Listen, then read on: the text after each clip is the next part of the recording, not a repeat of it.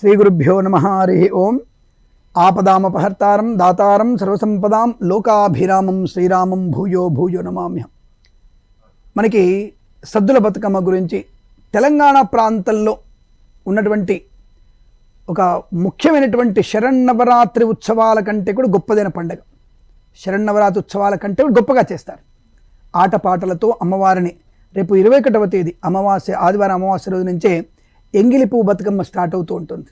బాగా గుర్తుపెట్టుకోండి, ఎంగిలి పువ్వు బతుకమ్మతో స్టార్ట్ అయ్యి 9 రోజులు పూజ చేస్తారు.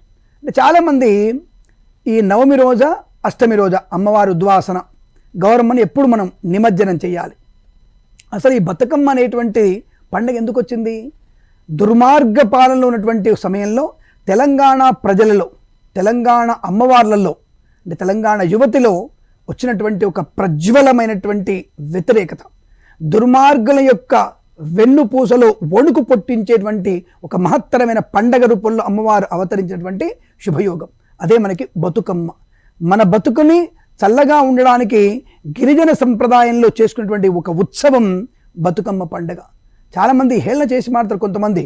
కాబట్టి ఇక్కడ హేళన చేసేది కాదు, వాళ్ళు పెట్టేటువంటి బతుకమ్మ, పేర్చినటువంటి బతుకమ్మలో ఆ పూల మధ్యలో పసుపు గౌరమ్మ వారు ఉంటుంది. తెలుసుకునేటువంటి ప్రయత్నాన్ని చేయండి. అందుకే అమ్మవారిని నిమజ్జనం చేయాలని అడుగుతూ ఉంటారు.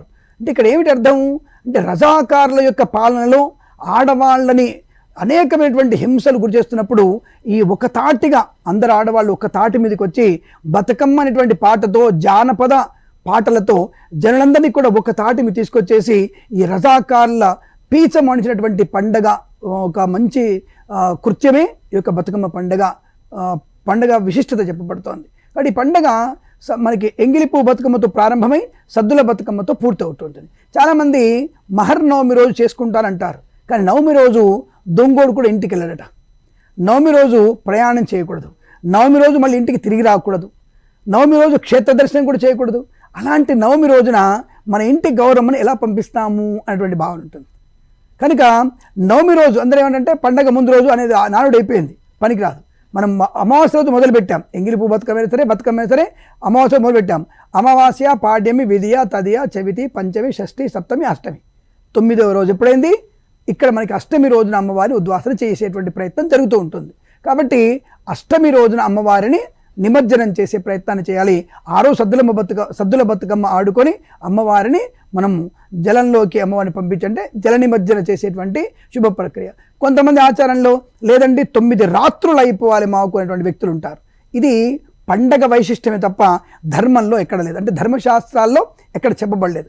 బతుకమ్మ అనేటువంటి పండగ గురించి ధర్మసింధువులో కానీ, కౌముది గ్రంథాల్లో కానీ, పద్మపురాణంలో కానీ, దేవి భాగవతంలో ఎక్కడ లేదు. కాబట్టి దాని గురించి ప్రశస్తమైనటువంటి వివరణ ఇవ్వడానికి అవకాశం లేదు. లౌకికమైనటువంటి భావనతో ఈ యొక్క దరిద్రులు, దుష్టులు, దుర్మార్గమైనటువంటి రజాకారులని తుదముట్టించే నిమిత్తంగా ఈ యొక్క స్త్రీమూర్తులు వాళ్ళకి వాళ్ళే దుర్గామాతలుగా అవతరించినటువంటి శుభ సమయం కనుక వాళ్ళు అప్పటి నుంచి మొదలుపెట్టి దుర్గాష్టమి వరకు ఆ యొక్క బతుకమ్మ పండుగ చేసుకుంటే ఒక రకంగా గిరిజనులు వాళ్ళకి వాళ్ళు చేసుకునే శరన్నవరాత్రులు ఇవి.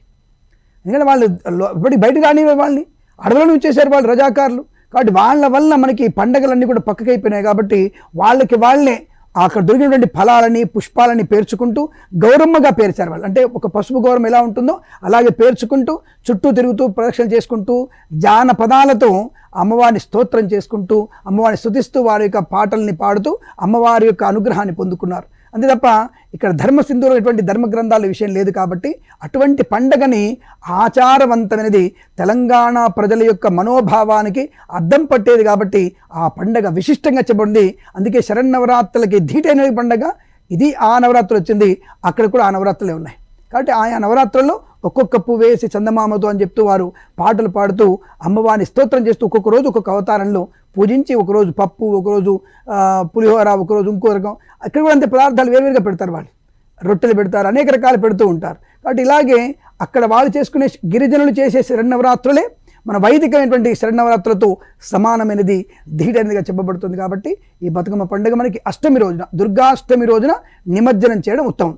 నవమి రోజు ఆడపిల్ల, మన ఇంటి ఆడపిల్ల కదా గౌరమ్మ.